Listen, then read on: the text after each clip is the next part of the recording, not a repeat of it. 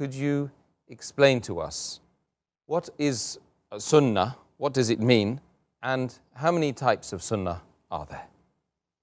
Alhamdulillah, wassalatu wassalam ala Rasulillah wa ala alihi wa sahbihi ajmain, amma ba'd. A'udhu billahi minash shaitanir rajim, bismillahir rahmanir rahim, rabbi shrah li sadri wa yassir li amri wahlul 'uqdatam min lisani yafqahu qawli. The word Sunnah literally means the way or the custom, and the Sunnah of the Prophet means the way of the Prophet or the Prophet's tradition. The word Sunnah, it indicates and means the sayings, the deeds, and the approval of the Prophet in the span of 23 years during his prophethood.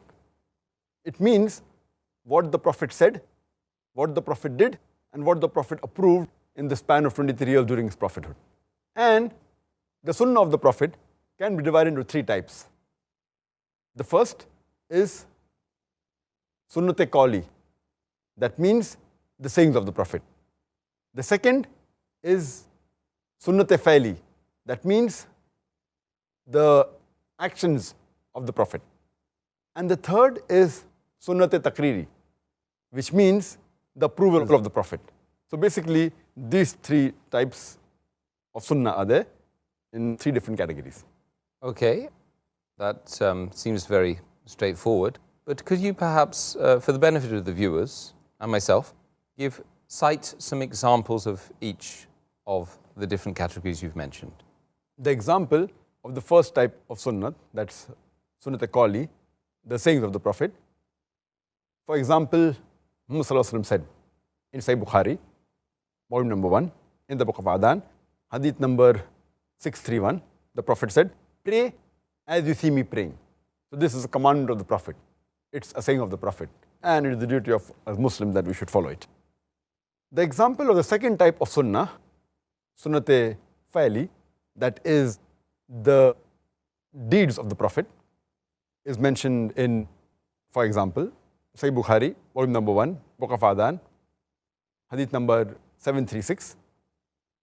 Here it says that the Sahaba who narrates, whenever I saw the Prophet of a Salah, he used to raise his hand up to the shoulders.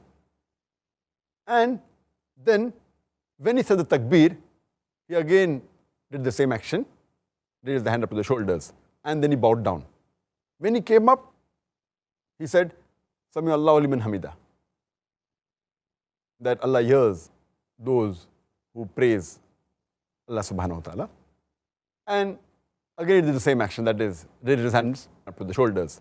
But he did not do the action, raising the hands up to the shoulders, between the two prostrations when he said the takbir. So this is the action of the Prophet. Sahaba sees the action and narrates it. This becomes Sunnate Fa'li. The third type of Sunnah is the Sunnate Takriri, that is the approval of the Prophet. And the example is given in Sunan Abu Dawud, volume number 1, in the book of Salah, Hadith number 1262, where once the Prophet, he prayed the Fajr Salah, he leads the Fajr Salah in the congregation, and after the Salah is over, he sees a man, after Salah, he gets up and he offers 2 rakat Salah. So the Prophet says, the Fajr Salah is only of 2 rakat, indicating, why did you offer 2 rakat again? So he said that I did not offer the 2 Sunnat Salah before Fajr, Farz. That's the reason I'm offering it now. And the Prophet kept silent. Now, because the Prophet was silent, it gives the indication that he approved it. Because if something is wrong, it's the duty of the Prophet to correct it. So because he kept silent, it gives an approval. So this comes in the third category of Sunnah, that Sunnate Takriri, approval of the Prophet.